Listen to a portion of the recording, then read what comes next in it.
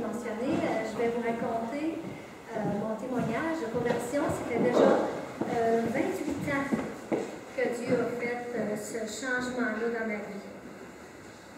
Vous m'entendez pas, hein? Je pense que c'est ça. Ça s'en vient, ça va être là.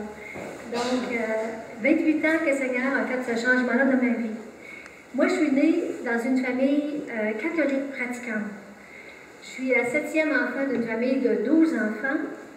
Ma mère est une femme pieuse qui nous a vraiment appris à respecter Dieu et à pratiquer notre religion.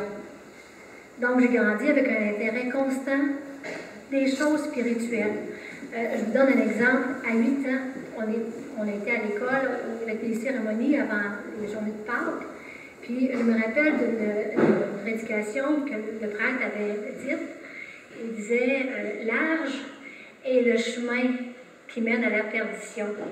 Beaucoup s'y engagent, mais il dit étroit et resserré est le chemin qui mène à la vie éternelle.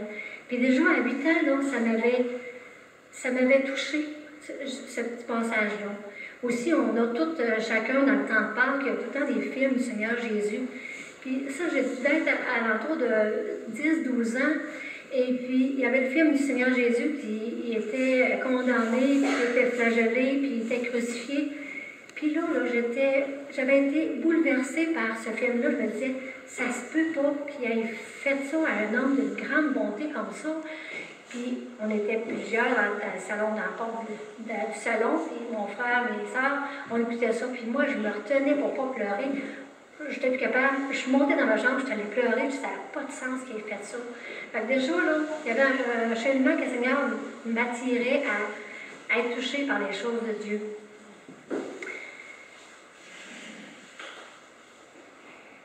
Par la suite, j'ai fait mes études. Je me suis mariée, on a eu 2 filles. Tout allait bien. Tout était parfait. Il n'y avait pas rien le travail, ça allait bien. La santé aussi. Le foyer, un mariage heureux. On était prospères, on était vraiment bien à l'aise.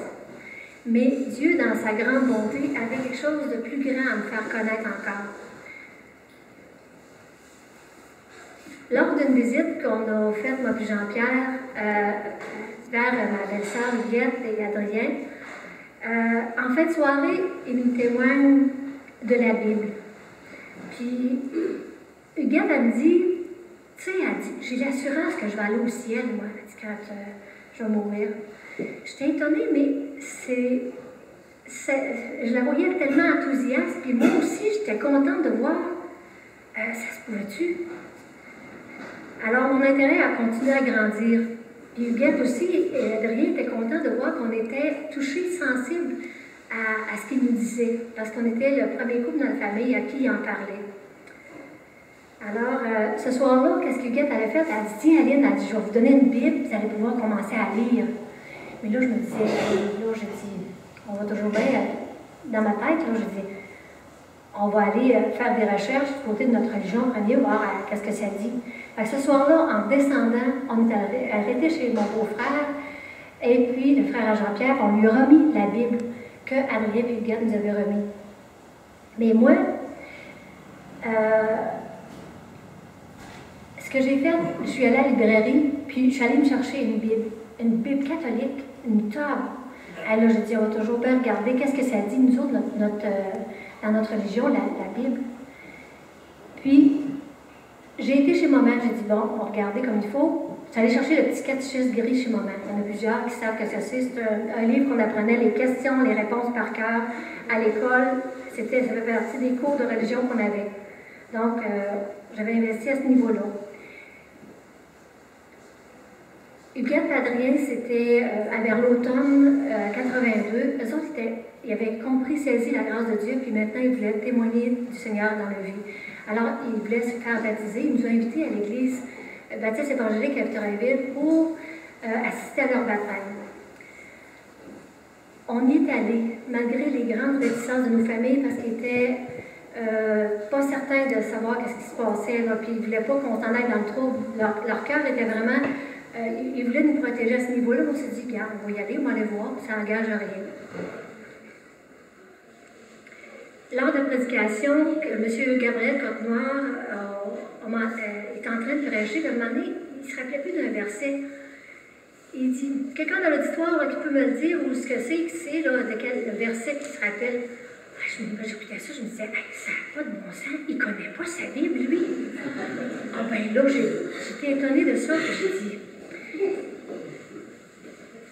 Quand la cérémonie était terminée, ce que j'ai fait, je n'ai pas consulté Jean-Pierre, ni un ni deux, je suis allée direct en avant, aller voir M. Côte-Noire pour vraiment lui faire part de mes réflexions et dire, qu'est-ce que c'est ça, tu sais? Mais lui, il me regardait, toute paisible, calme. Il ne s'est pas inquiété de savoir que je tempêtais un petit peu.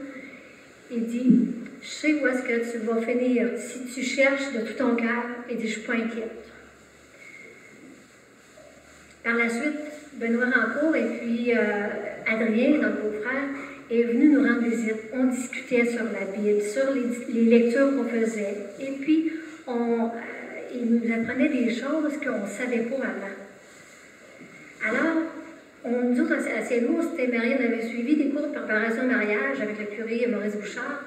Et puis, c'était un jeune curé, on se dit, ben, il est jeune, il faut comprendre. On est allé le rencontrer pour vérifier des questions. Puis, à ce moment-là, il nous répondait, mais c'était pas satisfaisant ce qu'il nous disait. C'était pas semblable à ce que la parole de Dieu disait. Puis, mais mon questionnement ne s'est pas arrêté là. Par la suite, il y avait des cours de Bible à Saint-Louis qui se donnaient. J'ai dit, on va suivre des cours de Bible avec les gens de la paroisse, c'était intéressant. J'ai dit, on rencontre des gens, on va pouvoir discuter de ce que la Bible dit. La première rencontre qu'on a eue, la Bible de foi qui enseignait à ce moment-là, il dit, vous savez, il dit, Adam et Ève, ça n'a pas vraiment existé. Il dit, c'est une façon de montrer que l'humanité a commencé. Et là, ceux qui étaient autour de moi, ils ont été tellement surpris, ils ont dit, que c'est ça, Adam et Ève, c'est pas vrai ça. Encore là, c'était des questionnements, je me disais, ça change, ça n'a pas de sens. Pourtant, la Bible, elle commence avec Adam et Ève.